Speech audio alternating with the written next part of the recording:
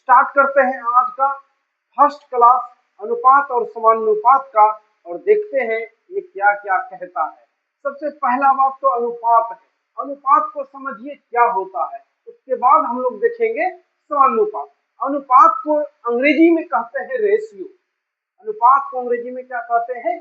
Ratio. Romeo नहीं, ratio. Okay, क्या कहते हैं? रेशियो।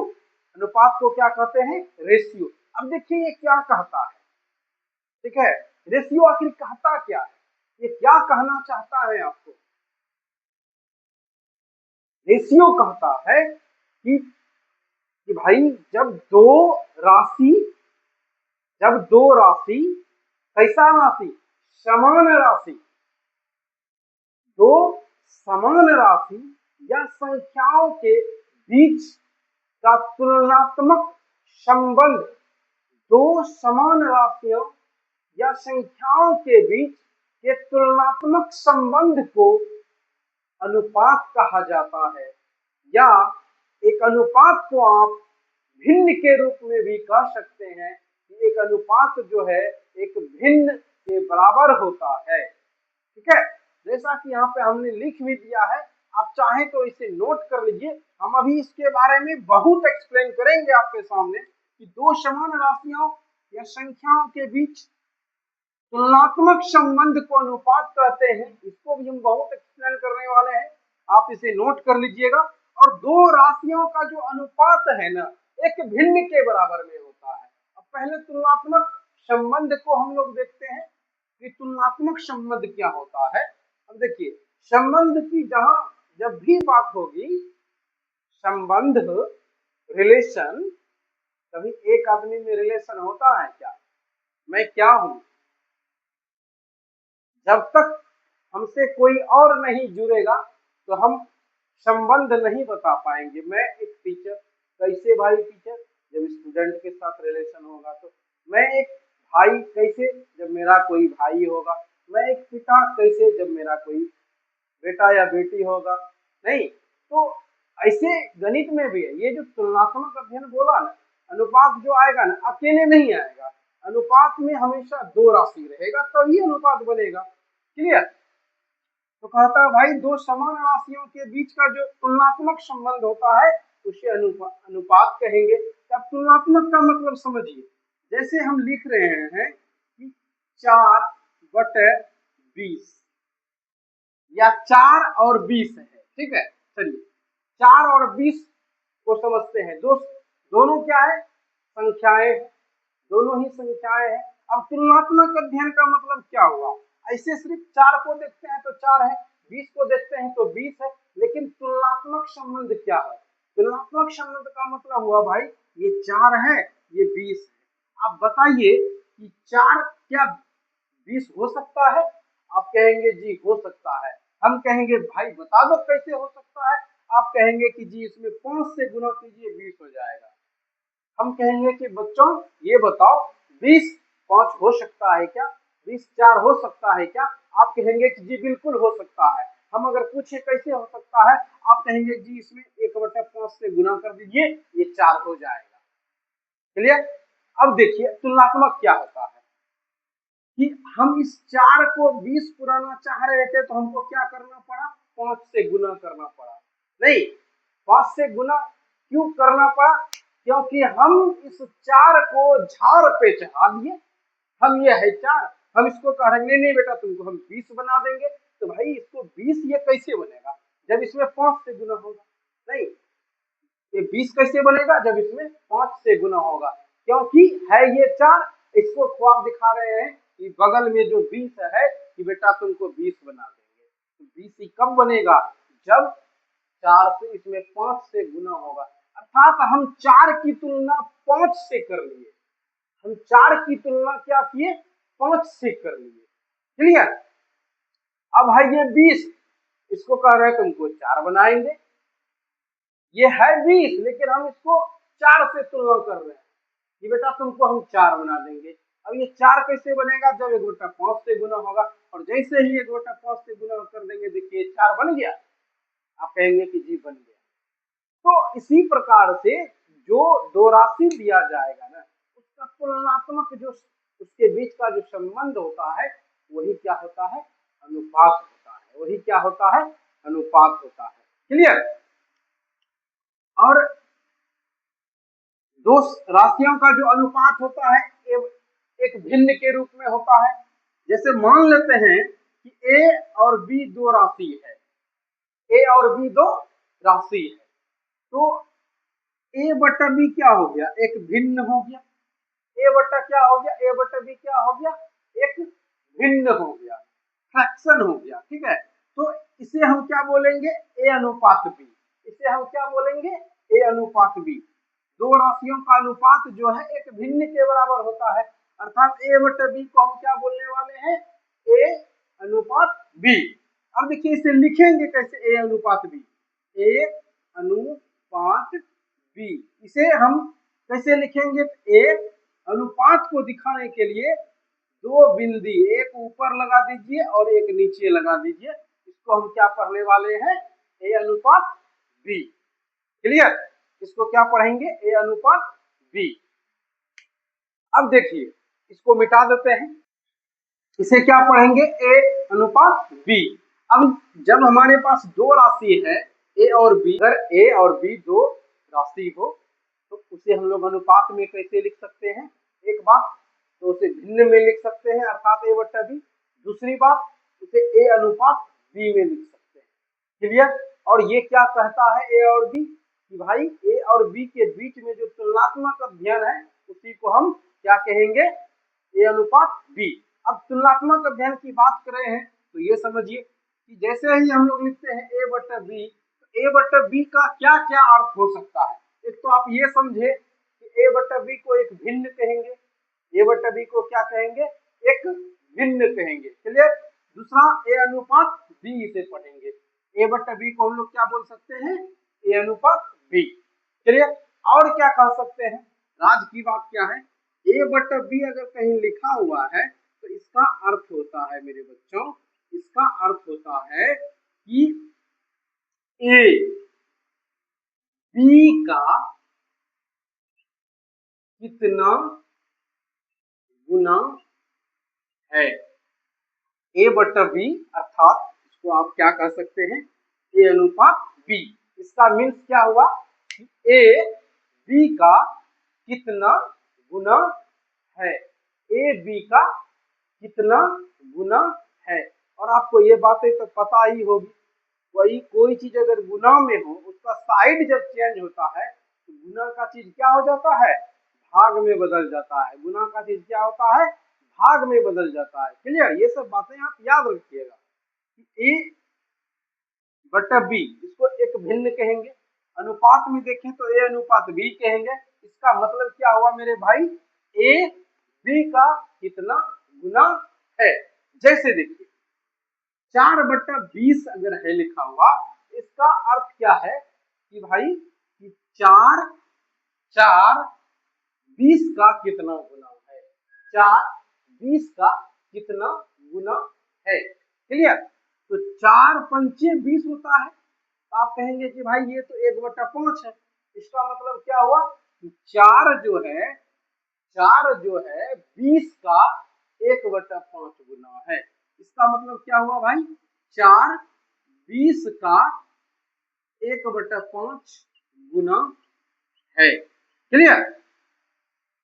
और जब इसे आप इस तरह से कटा लेते हैं, इसे सिंपलेस्ट फॉर्म में लिख देते हैं, जैसे 1/5 आ गया, नहीं तो ये हो गया आपका अनुपातिक मान।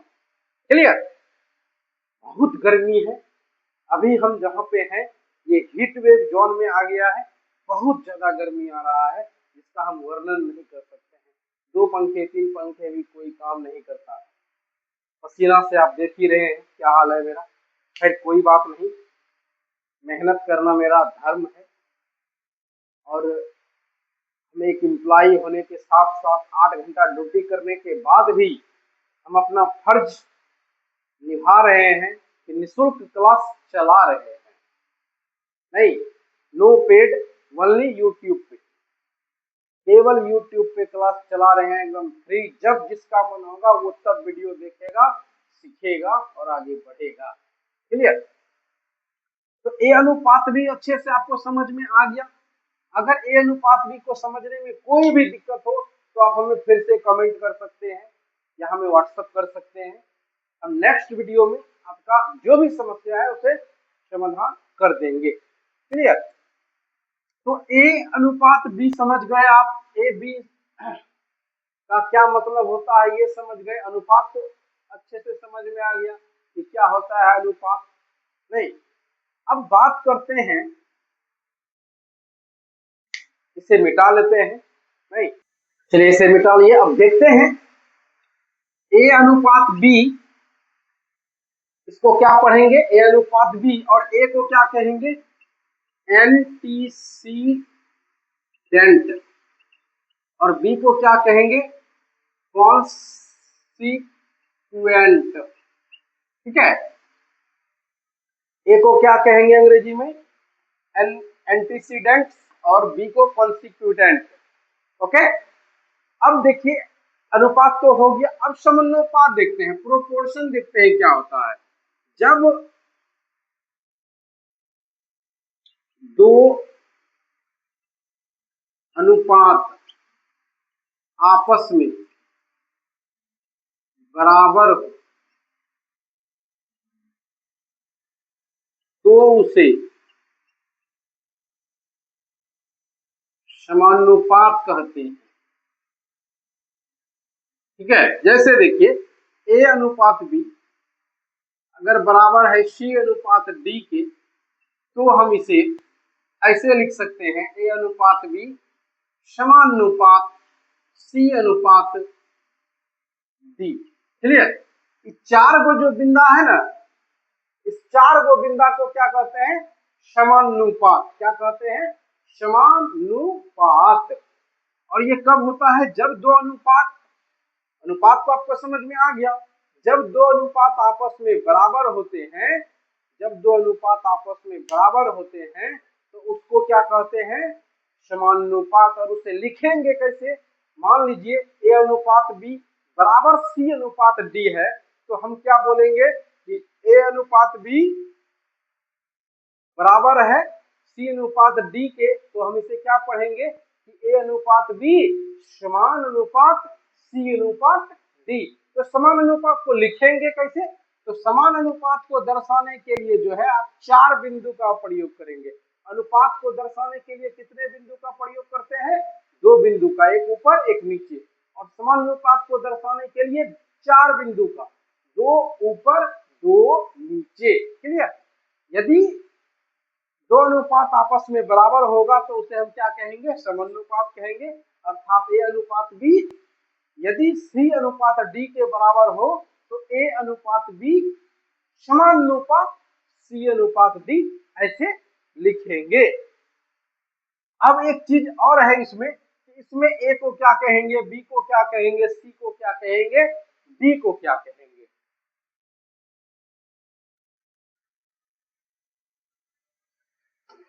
देखिए यदि ए अनुपात बी समानुपात सी अनुपात डी है, ठीक ना, तो ए और डी, बी और सी, ए और डी को हम लोग कहेंगे उच्चतर मान। क्या कहेंगे, उच्चतर मान। बी और सी को क्या कहेंगे,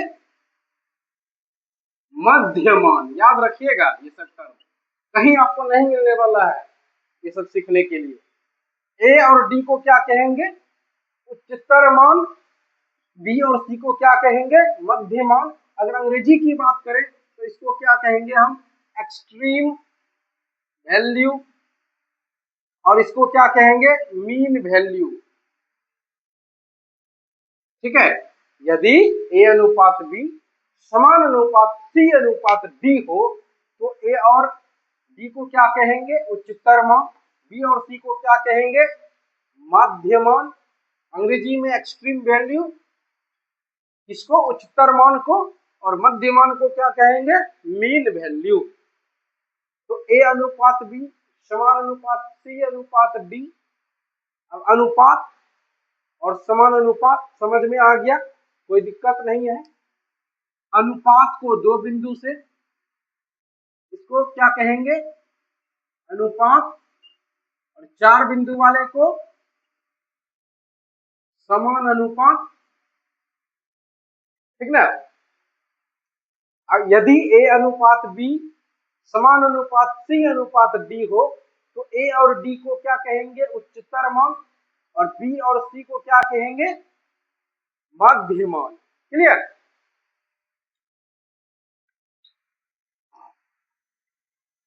और उच्चतर मान जो है, उच्चतर मान बराबर होता है माध्य मान के, ठीक ना। उच्चतर मान क्या होता है, उच्चतर मान बराबर माध्य मान। अर्थात कहने का मतलब ये हुआ मेरे प्यारे, ए उच्चतर मान का उच्चतर मान का गुणनफल बराबर माध्य मान का गुणनफल, अर्थात ए इंटू डी बराबर क्या होगा, बी इंटू सी।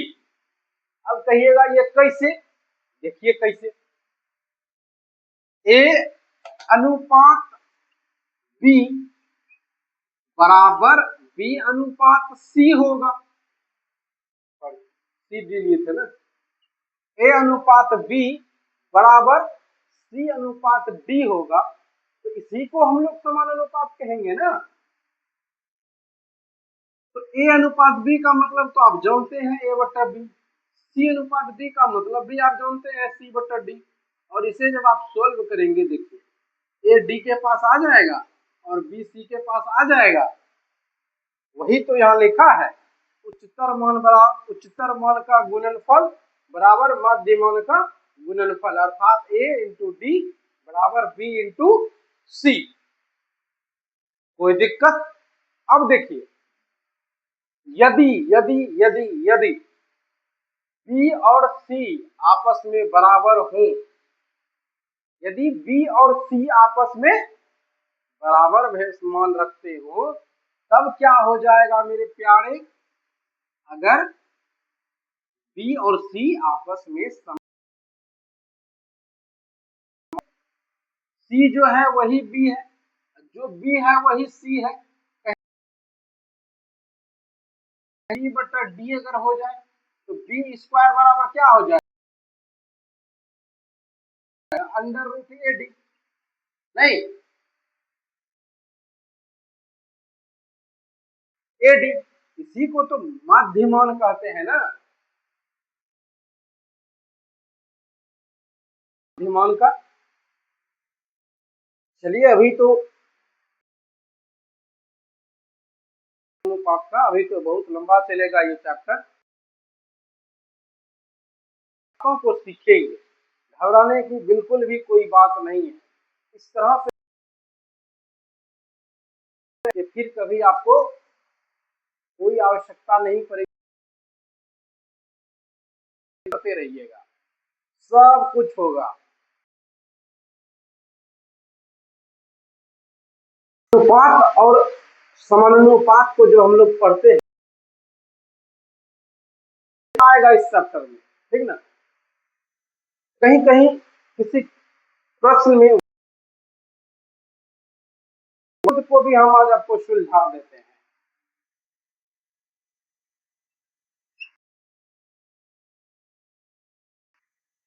और व्युत्क्रमानुपाती,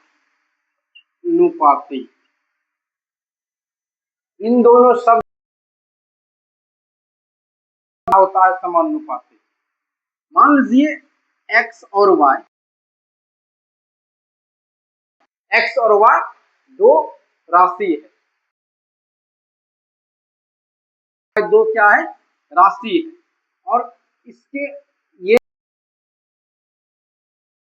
ये सिंबल जो है ना, ये सिंबल,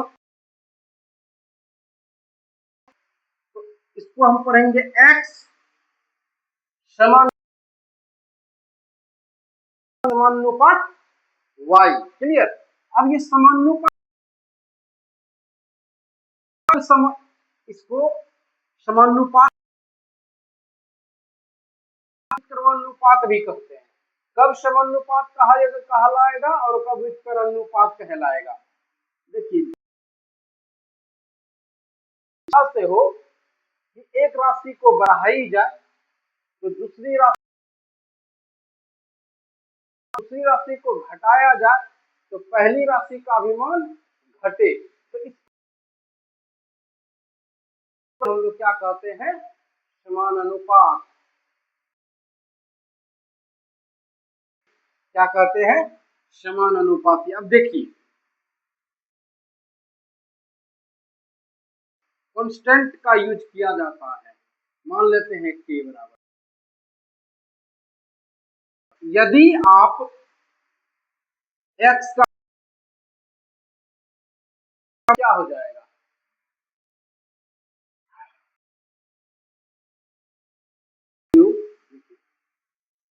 x का वैल्यू 5 रखेंगे, यदि कांस्टेंट का वैल्यू 1 हो, अगर कांस्टेंट का वैल्यू क्या हो 1 हो, तो y का, यदि x का मान हम 10 रखेंगे तो y का भी मान 1 हो जाएगा। क्लियर। असल में क्या हो रहा है कि एक चीज का मान जब हम बढ़ा रहे हैं तो दूसरे राशि का मान छोटा कर रहे हैं, तो पहले राशि का भी मान छोटा। तो रिलेशन होता है जब एक राशि को बढ़ाने से दूसरी राशि भी, पहली राशि भी घटे, मतलब जब क्या कहेंगे, समानुपाती। क्लियर। अब अगर इस तरह से लिखा हुआ है,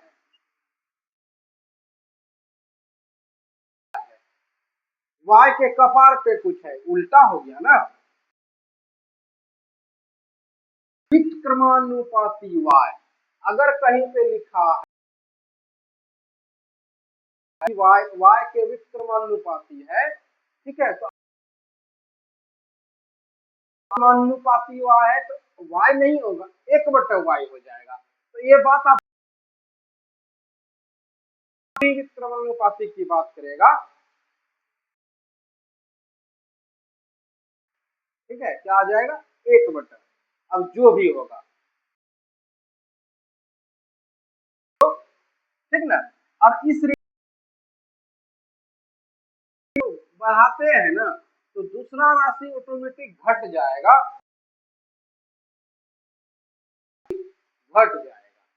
देखिए अगर आप x का मान 1 रखते हैं, क्लियर, एक को छोड़ के बात करते हैं,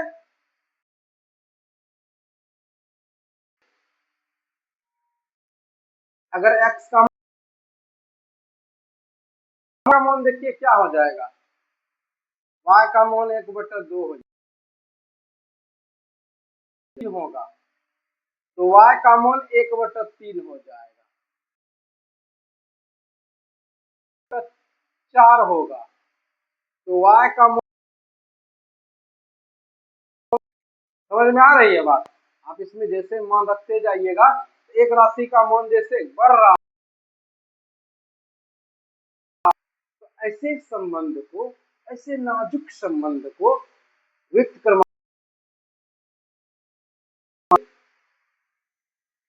तो अब आप लोग ये कमेंट कर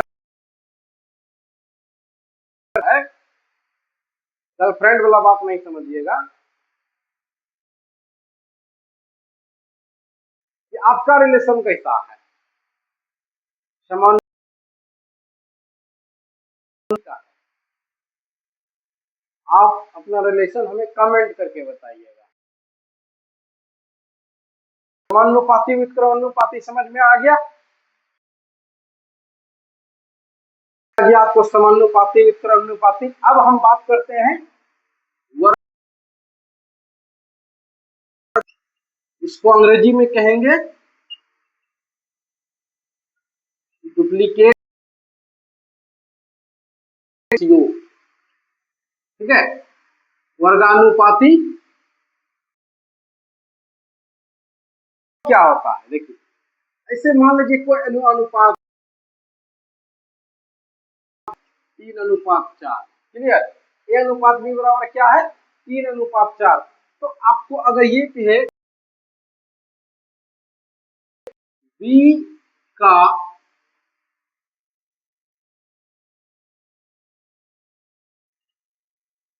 तो इसका वर्गानुपाती क्या होगा, नाम क्या है, वर्ग कर देना है। इसका वर्ग करिएगा तो 3 का वर्ग 9 हो जाएगा, हो गया। समझ में आ रहा है ना, वर्गानुपाती क्या हो, डुप्लीकेट रेशियो। और ए अनुपात 4 है, तो ए और बी का डुप्लीकेट रेशियो क्या, 9:16, क्लियर। अब बात करते हैं वर्ग मूलानुपाती का, वर्ग मूलानुपाती का, इसको अंग्रेजी में कहते हैं सब रेशियो,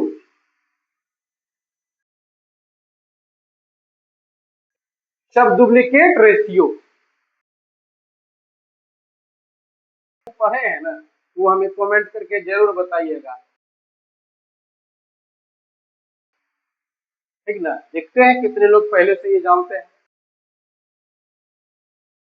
यदि ए अनुपात बी बराबर का सब डुप्लीकेट रेशियो क्या होगा,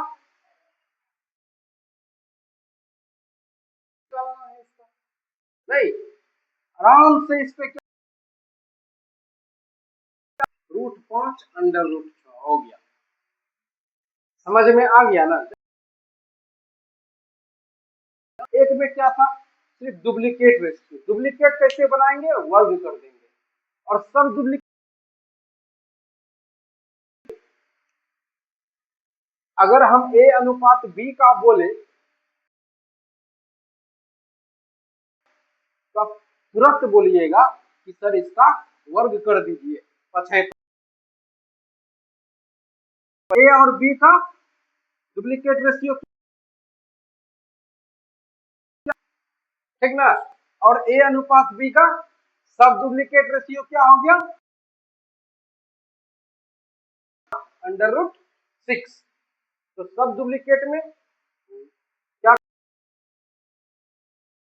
डुप्लीकेट में वर्ग चढ़ा देना है, क्लियर, समझ में आ गया। अब हम लोग देखेंगे ट्रिप्लिकेट रेशियो, ट्रिप्लिकेट रेशियो, घनानुपाती, क्या कहेंगे,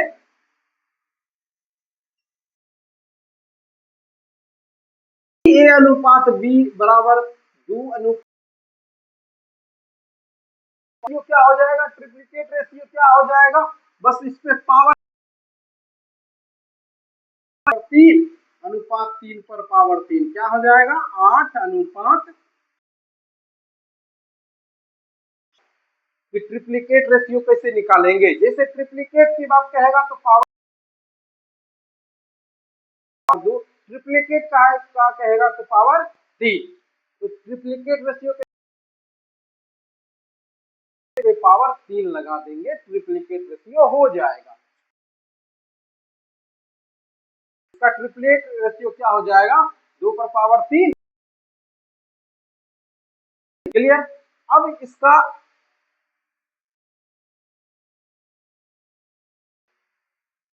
घनमूलानुपाती, देखिए अब इसका घन रेशियो का घनमूलानुपाती निकालने के लिए उस पे क्या करेंगे, घन चढ़ा दीजिए, ठीक है। जैसे ए अनुपात बी जो है, अगर कोई रेशियो है, सॉरी इसे मिटा देते हैं,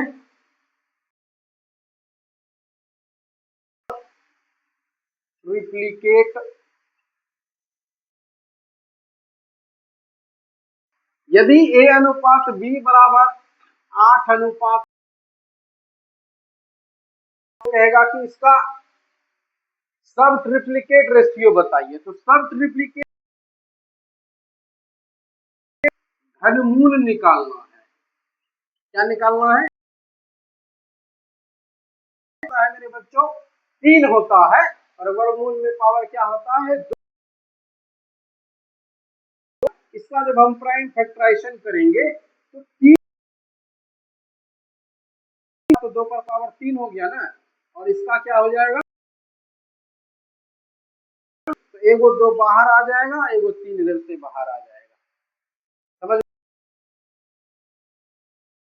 मान लीजिए 4 अनुपात 5 का कहा आपको सब ट्रिप्लिकेट रेशियो बताइए। 4, यहाँ पे पावर क्या हो जाएगा? 3, और इधर पे पावर क्या हो जाएगा? यहाँ भी 3। और इसे मान लीजिए इस प्रकार से रेशियो में नहीं दिया हुआ करिएगा, तो इसे कैसे हटाइएगा आपको पता है? इसे कैसे? और ये वाला जो पावर है 1/3 हो गया, 5 पर पावर 1/3 हो गया ट्रिप्लिकेट। सब डुप्लीकेट भी सीख गए और ट्रिप्लिकेट डुप्लीकेट रेशियो सीख गए, रेशियो सीख गए। अब एक इनवर्स रेशियो,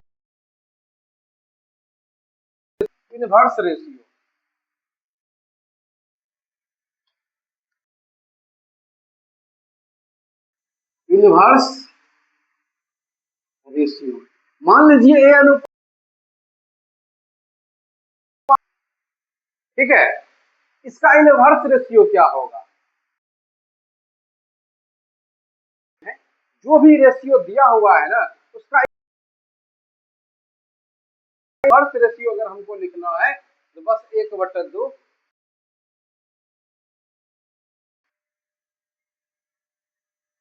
जो भी रेशियो दिया जाएगा उसका इनवर्स रेशियो बन जाएगा। जैसे देखिए 1/3 क्या हो गया? समझ में आ गई ना इनवर्स रेशियो क्या होता है? देखिए यहाँ मोटा, जब हम सवाल में बढ़ेंगे तो तक आएगा, हम आगे भी क्लियर करेंगे। और हम अभी इसीलिए ये सब चीज बता देते हैं, जब नहीं लगे कि हम ये पहली बार सुन रहे हैं। और बात तब बनती है जब बात मित्रता की आ जाती है, जब आप उससे परिचित हो जाते हैं तब उससे दोस्ती होती है। बिना परिचय के दोस्ती नहीं होता है, इसलिए परिचय करा दे रहे हैं ताकि जब मेरा उस समय एकदम दोस्ताना रिलेशन हो जाएगा हम लोगों का, और फिर फटाफट खटाखट मारे।